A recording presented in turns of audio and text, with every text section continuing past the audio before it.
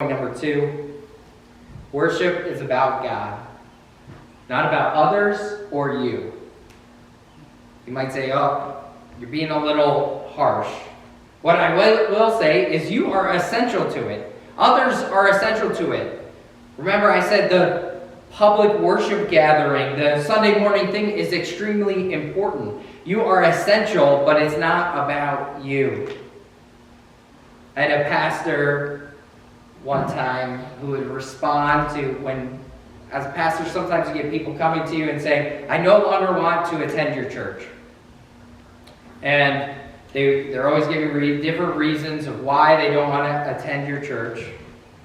And sometimes you would get the response, I don't like the worship. It's too loud. It's too many hymns. Too many new songs. I don't know the songs. And his response, and this is just him, he said, well, good thing we aren't worshiping you. Good thing we're not worshiping you, we're worshiping God. It doesn't matter if you don't like it, and that might be harsh, but it's important for us to hear. We need to change from consumers in the church to worshipers, where we worship no matter what. We worship God no matter what. Psalm 29:2. Ascribe to the Lord the glory due his name. Worship the Lord in the splendor of his holiness. Ascribe to the Lord the glory due his name. Worship the Lord in the splendor of his holiness. 2 Samuel 6 describes David bringing the Ark of the Covenant into Jerusalem. And as he's doing this, he's sacrificing, he's singing, he's dancing. And when he gets back home, his wife says, you look so foolish. You look so foolish. You're dancing in front of God. You're doing shameful things. And David Crowder sings a song called Undignified. And he is looking at this passage and saying, yeah, David is saying, I will become even more undignified than this to worship God. I will humble myself even more to worship God. Because what David realized was that worship was not about him, not for his own glory, not for others' glory, but for God's glory. There is a tendency in the church to kind of do this, right? So if you've ever heard a song or a worship song about God fighting our battles, I'm not going to speak directly against the song, but the general principle sometimes is God fights my battles as I worship him. And sometimes we can get in our heads, I'm not speaking against the song, but we can think, well, it's a pro quo. I worship God, he fights my battles. So I worship God, so he fights my battles. But this is consumer Christianity at its worst. I worship God because he is God and I am not. I worship God because he is God and I am not. I worship God because in worshiping him, I reach my fullness, I reach flourishing. This is the best thing that could happen to me. In fact, it's what I need. I need to worship God because it's the only right thing. We need to relearn that worship is about God. Sometimes we get some self-centeredness, and the church sometimes is self-centered. We need to learn that it is God-centered. God-centered worship. This is a lesson, particularly for the American church, is what I would say. We are so focused on ourselves, wondering why the church is shrinking, wondering why more people are not coming to church. Sometimes I think we worry more about growing than glorifying God. I would rather a non-growing church that glorifies God than a growing church that does not glorify God. It'd be great if there was both, obviously, but I would rather not grow, but we glorify God. The only thing that truly matters, the only thing is God's presence in our midst. And God goes where he is desired. And God goes where he is welcome. This leads us to our third point, which is worship involves sacrifice. Worship involves sacrifice. We see this in 2 Samuel 24:24. So this is the end of David's story. It is Samuel is all about David. The book of Kings, 1st and 2nd Kings, is all about David's descendants.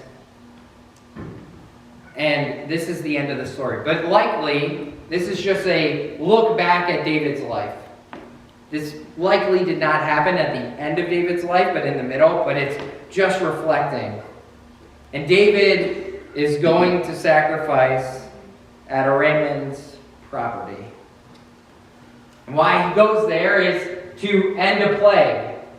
David had caused a census, and God told him not to do that, and he did it anyway, and a plague started. And so God said, go and sacrifice on this man's property.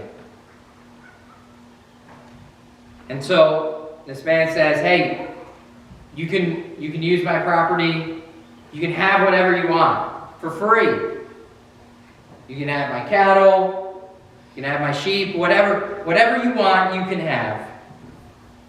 And in 2 Samuel 24:24, we get a response. But the king replied to Araman, no, I insist on paying you for it. I will not sacrifice to the Lord my God burnt offering that costs me nothing. Worship involves sacrifice.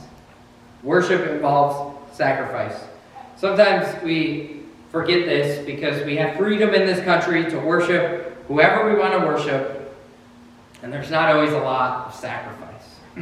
Now there's some, but not deep sacrifice. But truly worshiping God means that you will have to sacrifice something. If you truly want to worship God, you have to give up something.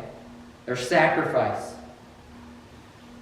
Sacrifice always leads to an emptying that will be filled by God. That if we sacrifice to God, that leads to us being empty. If I give up something, if I give up my house, or I give up money, or I give up my time or energy, there's emptiness there. And what needs to be filled is God. Romans 12:1-2. This is in the New Testament. Paul is writing to the church in Rome. And Rome is an ungodly place. Terrible people live there, but there are Christians there. And Paul is saying to the believers, stay strong in your faith. He says, therefore, I urge you, brothers and sisters, in view of God's mercy, to offer your bodies as a living sacrifice, holy and pleasing to God. This is your true and proper worship. Do not conform to the patterns of this world, but be transformed by the renewing of your mind.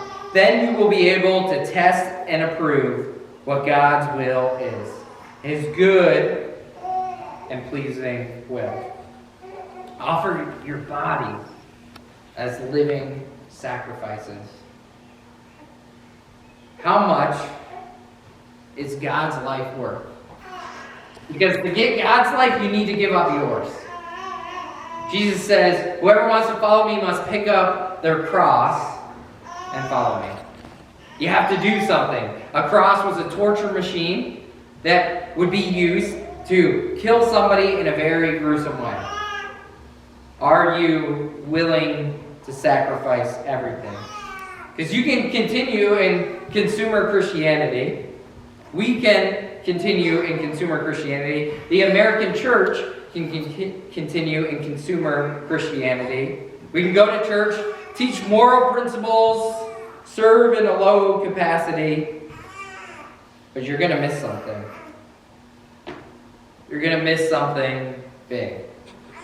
We must be open to complete sacrifice, where we are believing in God's plan for our life and not our own.